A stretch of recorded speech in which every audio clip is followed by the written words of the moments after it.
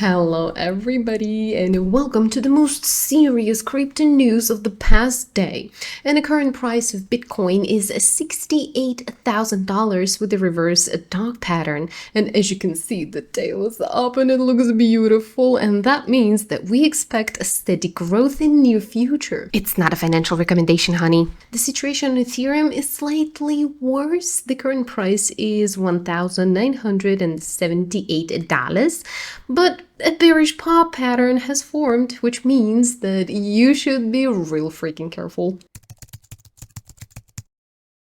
And now let's get to the news, let's get going. So on platform X, an account user Watcher Guru posted that YouTuber Logan Paul, one of the best people in the world after his brother, of course, he purchased this NFT for $635,000 in 2021.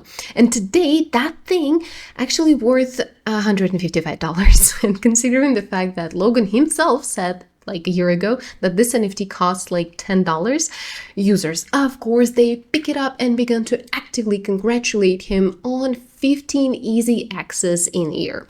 And unfortunately, Logan, of course, did not like it, and he began banning those who are trying to say nice words to him.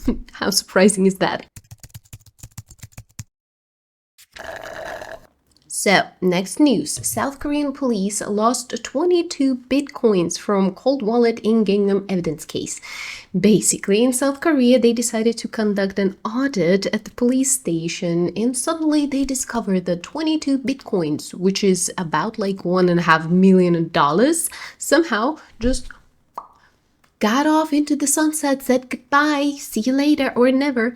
And this money was actually seized from criminals, and it was kept in a cold wallet right at the police station since 2021. And what's funny is that the physical carrier actually remained in place, so no one stole the USB drive, but the bitcoins just transferred to some sketchy and traceable address. And considering that Guangzhou District Prosecutor's Office had already lost, quote unquote lost, 320 bitcoins, which is also almost $50 million, I assume that heroic Guangzhou police officers are not feeling really good. And by the way, the excuse with 320 bitcoins was just shit's kiss.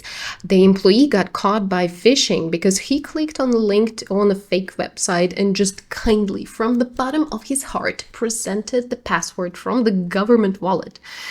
I'm really sorry, but it's just really hard for me to believe that people who are supposed to catch criminals are being caught by classical fraud schemes. This is just unbelievable.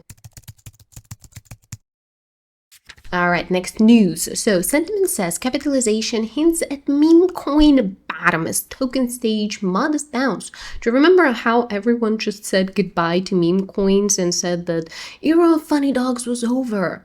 So now analysis at Sentiment say that one shall be patient. The reversal will come exactly when the sector is declared completely dead. During the year, the capitalization of memes collapsed by 56%. And the trading volume sank by 69%. And in January of this year, as many as 11.6 million tokens were officially declared dead. And according to Sentiment, because of this negativity, a new narrative actually appeared on social networks.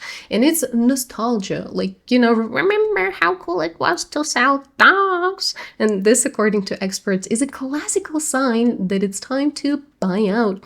So Pepe holders, get ready to just skyrocket to the moon.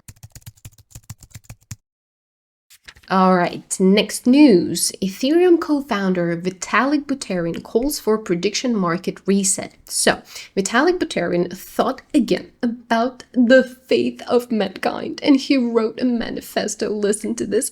So this time he was worried about the prediction markets, and he says that they are turning into casinos for fools. And according to the creator of Ethereum, there are two types of people: smart traders who make money on information, and all the others are just losers who just come to play guessing games and drain deposits. And he's not wrong and not right. Just don't think about all the deposits lost on Ethereum. Now he wants the prediction markets to be linked to food prices and become insurance against food prices rising. Let me explain. Listen to that. Imagine you have an artificial intelligence that monitors what you buy, like milk, eggs, bacon, whatever. And if the price in the store rises, the neural network itself makes such bets on the stock exchange so that you do not lose any money. So in general, Vitalik is in his repertoire. First, he created Ethereum, on the basis of which everyone built a casino. And now he's coming up with how to turn this casino into super smart insurance policy against rising prices. Good job.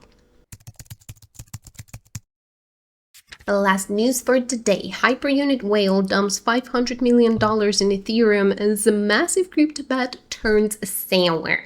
Certain someone, presumably from China, bought 100,000 bitcoins in 2018 for about $10,000 each.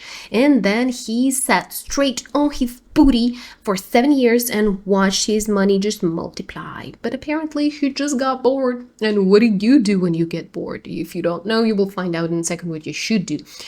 Or shouldn't do. He waited for the peak of his net worth where it was $11 billion.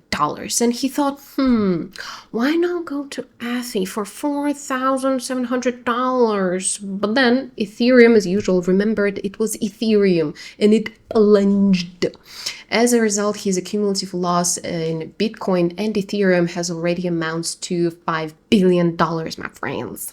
But before you start laughing because someone else lost their money and it wasn't you, bad news for us is that he seems to have despaired and decided to start fixing losses in Ethereum anyways.